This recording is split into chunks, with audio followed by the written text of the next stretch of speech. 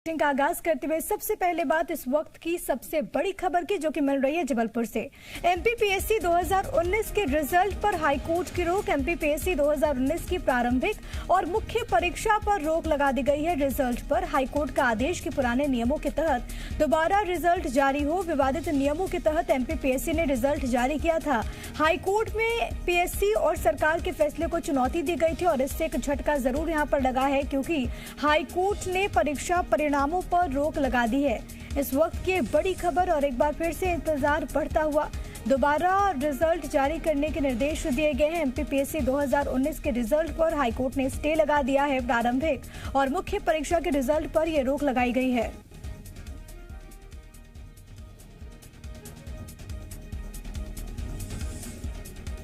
ये बड़ी खबर आपको मैं इस वक्त बता रहे हैं जहां पर हाईकोर्ट में पीएससी और सरकार के फैसले को दरअसल चुनौती दी गई थी, जिस पर सुनवाई करते हुए हाईकोर्ट की ओर से एक महत्वपूर्ण फैसला जहां पर एमपीपीएससी 2019 की प्रारंभिक और मुख्य परीक्षा के रिजल्ट पर रोक लगाई गई।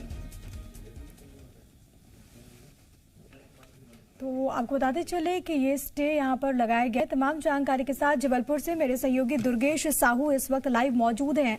दुर्गेश, एक बार फिर से इंतजार बढ़ता हुआ क्योंकि अब रिजल्ट पर पीएससी के रिजल्ट पर रोक लगा दी गई है हाईकोर्ट की ओर से। क्या कुछ ऑर्डर दिया गया है, क्या कुछ बातों का जिक्र किया गया है इस आदेश में? बिल्कुल प्रिया, देखिए मध्य प्रदेश में 2019 का जो पीएससी परीक्षा परिणाम घोषित किया गया था वो शुरू से ही विवादों में रहा है। दरअसल विवाद इस बात का था कि जो परीक्षा परिणाम घोषित किया गया है उसमें नियमों का पालन नहीं किया गया है। सरकार ने 2020 में एक नियम बना दिया गया था जिसमें अनारक्षित श्रेणी के जो टॉपर अभ्यर्थी होते हैं उनको अनारक्षित श्रेणी में शामिल न करने का, जो आरक्षित श्रेणी के टॉपर होते हैं उनको अनारक्षित श्रेणी में शामिल न करने का ये नियम बना दिया गया था। इस नियम को तकरीबन 60 अभ्यर्थियों की ओर से हाईकोर्ट में चुनौती दी गई। इस बीच हाईकोर्ट ने इस नियम को गलत माना भी। हाईकोर्ट ने पिछली सुनवाइयों में सरकार ने पिछली सुनवाइयों में हाईकोर्ट में कहा कि ये नियम गलत है और इसके हम सुधार कार्य करेंगे, लेकिन उसके बावजूद भी सरकार ने ऐसा नहीं किया और उसी नियम के तहत परीक्षा परिणाम घोषित कर दिए।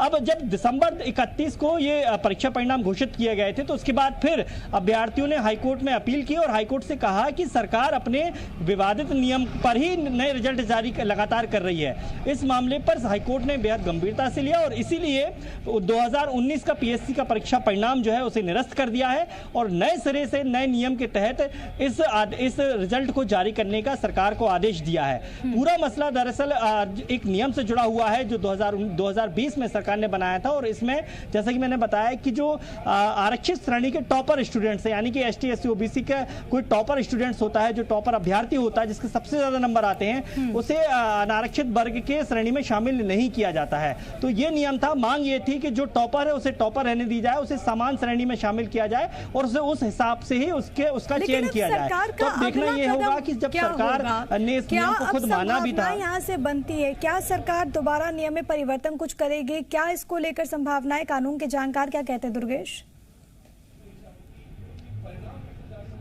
बिल्कुल प्रिया, देखिए सरकार को करना ही होगा क्योंकि अब परीक्षा परिणाम ही हाईकोर्ट ने निरस्त कर दिया है, यानी कि 2019 की जो पीएससी परीक्षा थी उस पर ही अब तलवार लटक गई है। तो स्वाभाविक बात है कि सरकार को अपने नियम के में संशोधन करना होगा, अपने नियम को सुधारना होगा और उसके बाद ही ये रिजल्ट फिर से जारी करना होगा क्योंकि बहुत सारे अभ्यर्थियों का भविष्य इस परीक्षा परिणाम पर टिका हुआ है। बहुत सारे ऐसे अभ्यर्थी होती है जिनकी ये लास्ट जो है पीएससी होती है, इसके बाद वो एज लिमिट उनकी खत्म हो जाती है। बहुत से परीक्षा अभ्यर्थी ऐसे होते हैं जिनकी ओवर एज हो जाती है। तो बहुत सारे ऐसे लोग हैं जिनका भविष्य इस पीएससी परीक्षा परिणाम में टिका हुआ है। तो लिहाजा सरकार को अपने नियम में संशोधन करना होगा और नए सिरे से पूरे परीक्षा परिणाम को घोषित करना होगा। लेकिन देखना यह होगा कि सरकार ये कदम कब तक आगे उठा पाती है। बिल्कुल, देखना ये बहुत ज्यादा अहम होगा कि सरकार ये कदम कब तक उठाती है और किस तरीके से इस कदम को उठाया जाता है। लेकिन इसको इस तरीके से भी देखिए दुर्गेश की एक बड़ी राहत हाईकोर्ट से कम उन तमाम अभ्यर्थियों को